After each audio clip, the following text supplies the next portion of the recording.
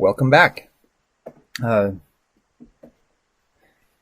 think you probably recall from linear algebra that orthogonal and especially orthonormal bases are much easier to work with than your an arbitrary set of basis functions. So let's put down a few definitions here. A collection of vectors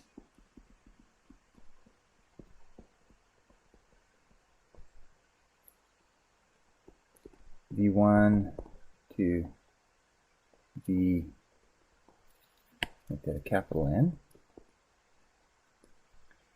in a finite dimensional. And I know we keep popping back and forth between talking about finite dimensional and infinite dimensional vector spaces. So I'll deal with the infinite dimensional in just a moment.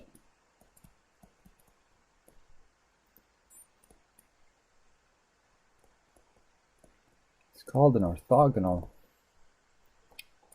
basis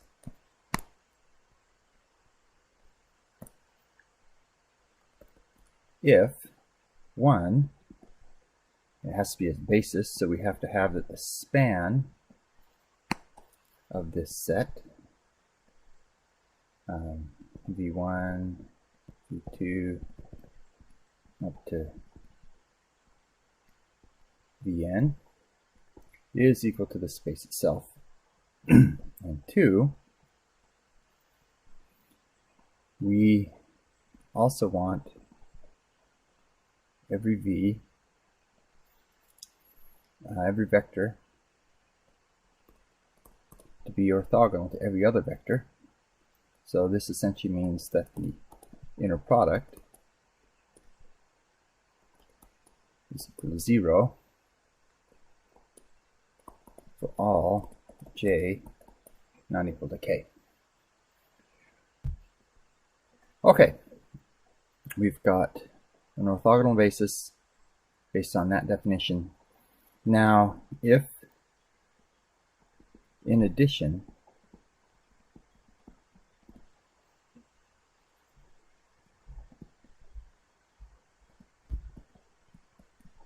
the vectors are normalized, we're going to have an orthonormal basis. So using the induced norm, we have Vn is equal to 1 for all n.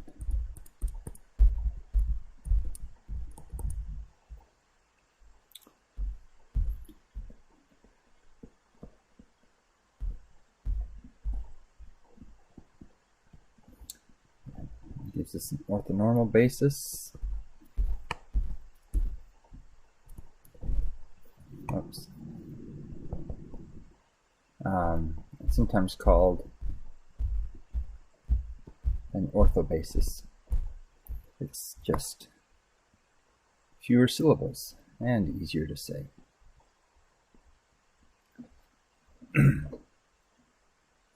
So that's for finite dimensions. What about infinite dimensions? Well, you can look at see the course notes, the PDF notes for more about infinite bases. But the basic idea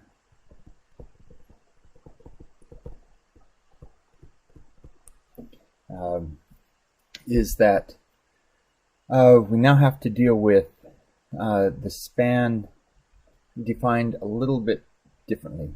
The span is basically the set of all linear combinations of a finite sequence. And so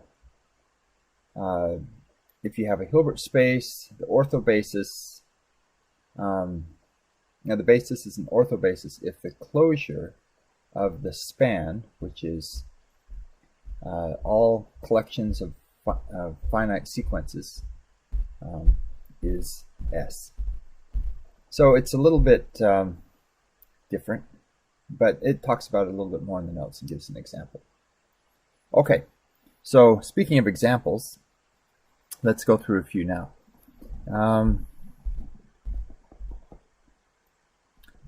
First, the one we're all used to and know and love since first exposed to it in the 5th grade.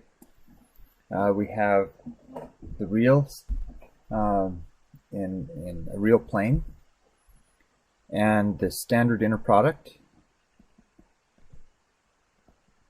The standard inner product is, of course, the vector transposed times another vector.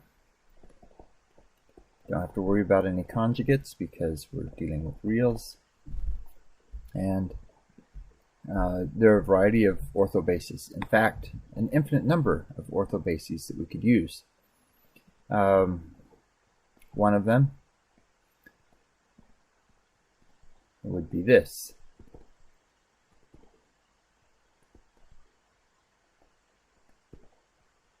Another one might be v1 is equal to 1, 0, and v2 is equal to 0, 1. So both of these are orthobases, and you can test that if you find the inner product of a vector with itself, it comes to 1, vector with another vector, you indeed get 0. So nothing new, we're just kind of putting it all together so we can proceed with even greater things. So here's a weird space. This is the space of piecewise constant functions